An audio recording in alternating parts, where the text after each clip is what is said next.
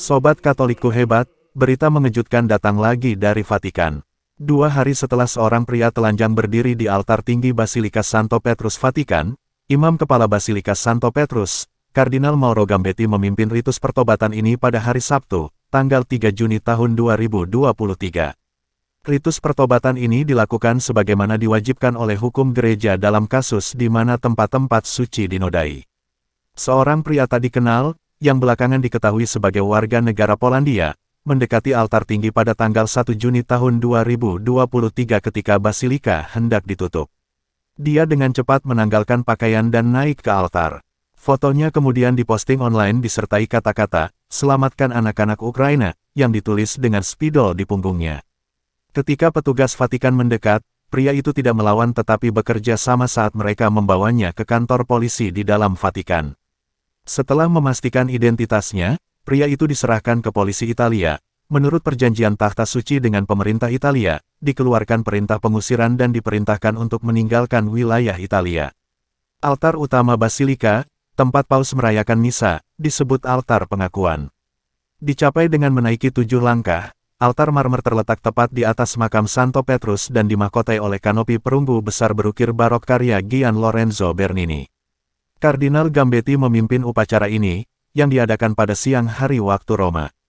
Kanon Kapitel Basilika Kepausan Santo Petrus dan beberapa anggota umat beriman juga berpartisipasi. Kardinal Gambetti menunjukkan bahwa struktur dosalah yang mengkondisikan hati dan pikiran manusia. Struktur dosa inilah yang menyuburkan perang, yang menghuni masyarakat. Merujuk pada penodaan yang dilakukan pada tanggal 1 Juni, Kardinal menunjukkan bahwa struktur dosa inilah yang mendorong pria itu untuk membuat gerakan yang tidak pantas dan tercela.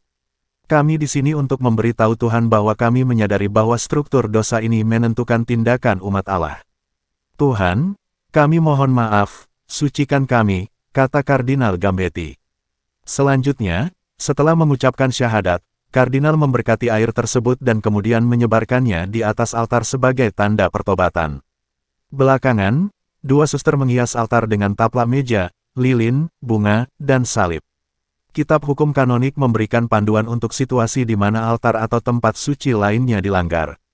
Kanon nomor 1211 menyatakan, tempat-tempat suci dilanggar oleh tindakan-tindakan yang sangat merugikan yang dilakukan di dalamnya dengan skandal bagi umat beriman, tindakan-tindakan yang, menurut penilaian ordinaris wilayah, begitu berat dan bertentangan dengan kekudusan tempat itu sehingga tidak diizinkan untuk melakukan ibadat di dalamnya, sampai kerusakan diperbaiki dengan ritus tobat menurut norma buku liturgi. Dalam dokumen Seremoniale Episcoporum, yang berisi panduan ritus dan upacara yang dipimpin uskup, nomor tahun 1070 sampai tahun 1092, menetapkan bahwa kejahatan yang dapat menodai gereja adalah mereka yang melakukan penghinaan besar terhadap misteri suci, terutama Ekaristi, dan dilakukan untuk menunjukkan penghinaan terhadap gereja, atau merupakan kejahatan yang merupakan pelanggaran serius terhadap martabat pribadi dan masyarakat. Ritus pertobatan, baik misa atau liturgi sabda, harus dilakukan sesegera mungkin setelah penodaan seperti itu. Sobat Katolikku hebat, jika Anda ingin mengikuti terus informasi-informasi seputar iman Katolik, silahkan subscribe, tekan lonceng, like dan komen. Quale felicità! Dio in noi, Dio nel quale...